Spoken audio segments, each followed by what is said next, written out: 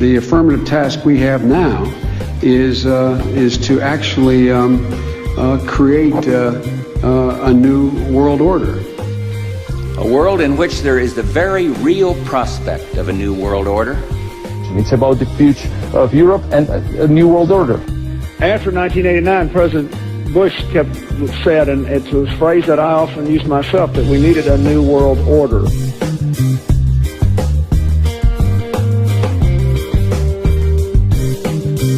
And the hope that each of us has to build a new world order.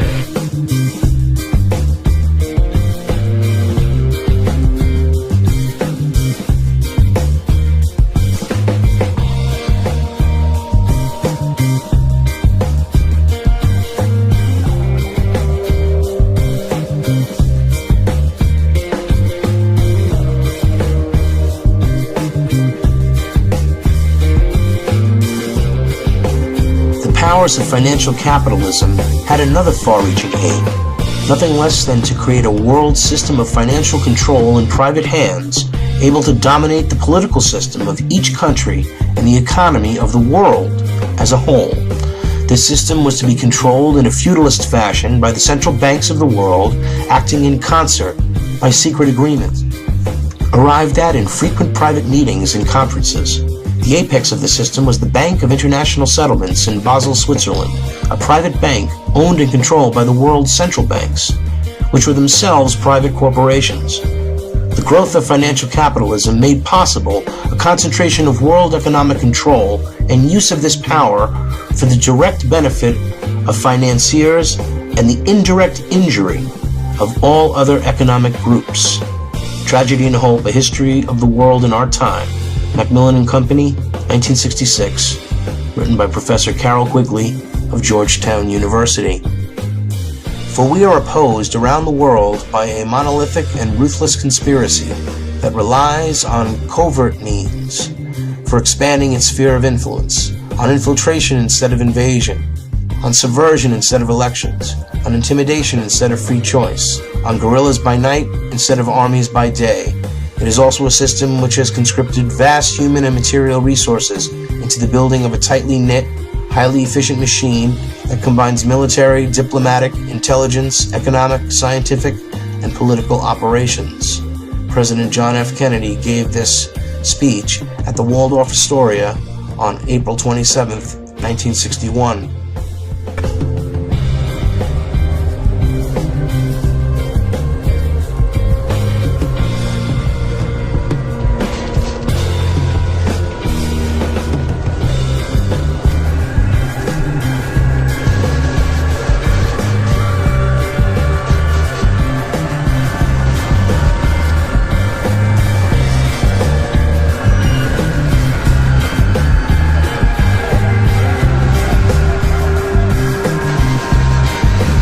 So we have this corrupt criminal justice system, prison system profiteers, foundations fund the fears, fund the evil through the years, the world's not as it appears. You know, the CIA, they smuggle drugs, Wachovia and Wells Fargo, launder them, and they give the proceeds to the owners of the Federal Reserve Bank. And the IRS, they take money out of everybody's check. It's money that was created out of thin air.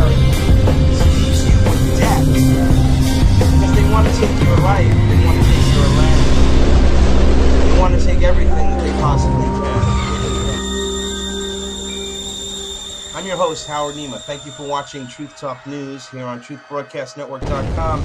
I'm joined by Diana Sprouse, who is Mark's mother, and we're deep into this already. The terror that she's been put through, and he's been put through, and she's got, I mean, it must be like heart-wrenching. It's like to see your son suffer so much and really have nobody that's standing up for you other than a few activists and you know, a handful of people that are trying to, you know, get the information out.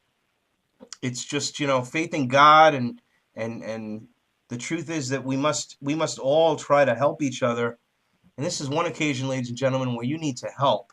And I would advise you to call the United States Department of Justice.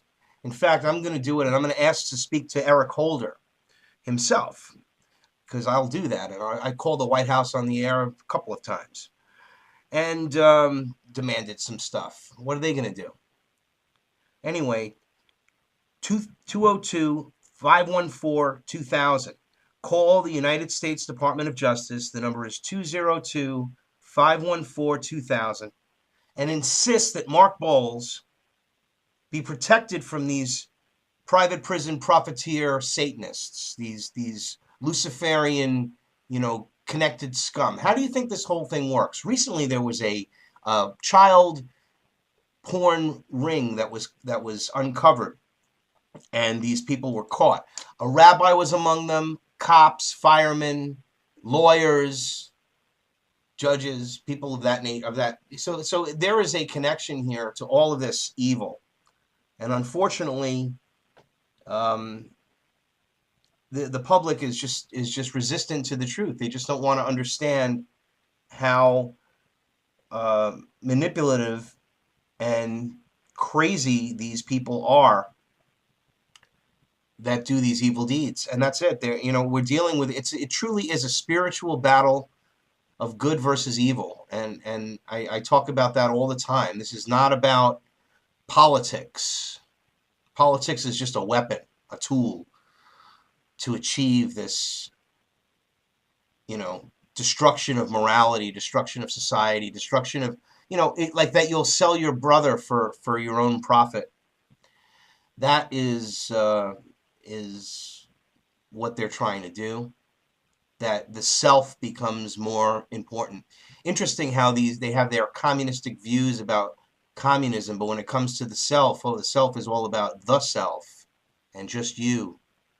Where that's an interesting dichotomy, isn't it? Anyway, so thank you for joining me again. Diana, will go as long as it takes. I know you have a lot to say. Again, call the United States Department of Justice. Call Eric Holder. Actually, everybody, we should just call Eric Holder and say, Eric Holder, we want to speak to Eric Holder. 202-514-2000. Okay? Let's do it. All right. I'm sorry, Diana, I interrupted you, but we just have to really get people to do these things. I mean, it's crazy, but it works. These things really work. Whatever works. Let's get it done. Just get it done. Please. 202-514-2000. Call the Department of Justice.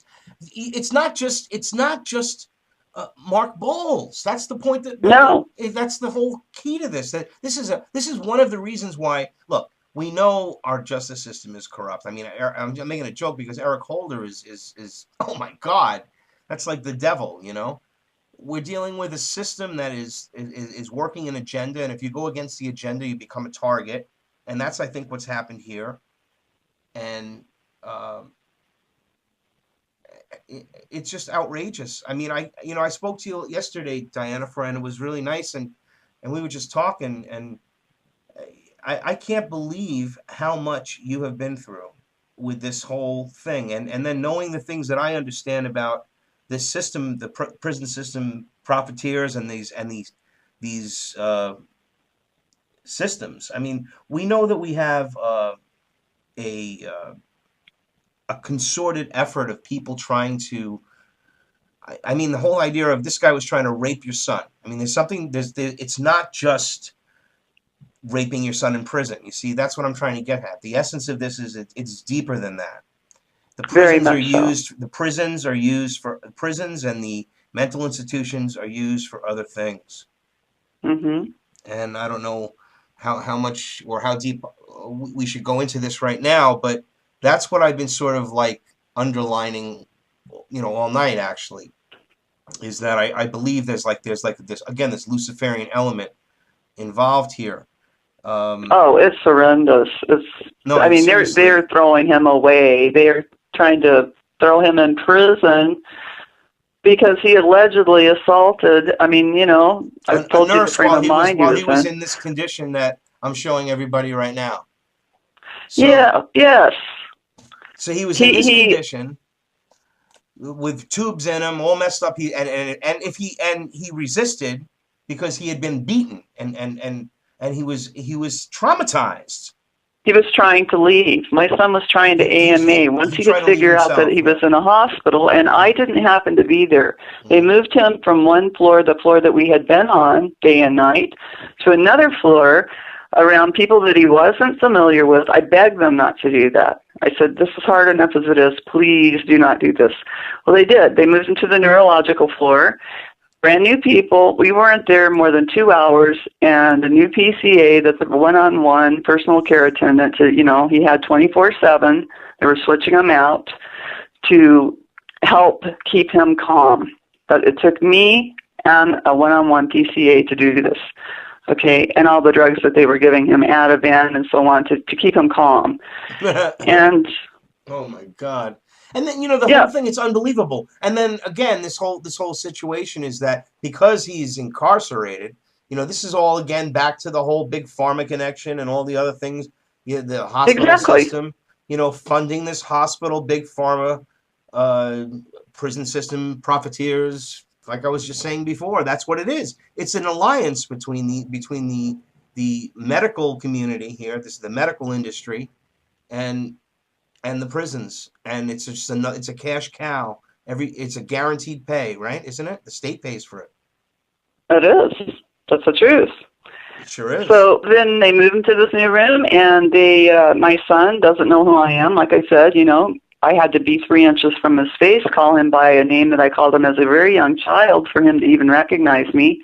He's talking to this new PCA, and all of a sudden, he's saying some things that I'm just not comfortable with. And I said, you need to stop. You need to stop. And he threw me out of his room. Get out of my room. Get out of my room. So the head nurse hears that, and she comes in and motions me to come out in the hallway and tells me that I have to leave. I said, ma'am, he won't remember 5 seconds from now.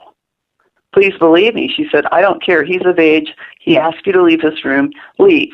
So I wander about the hospital for a couple of hours. I come back, and he's asleep.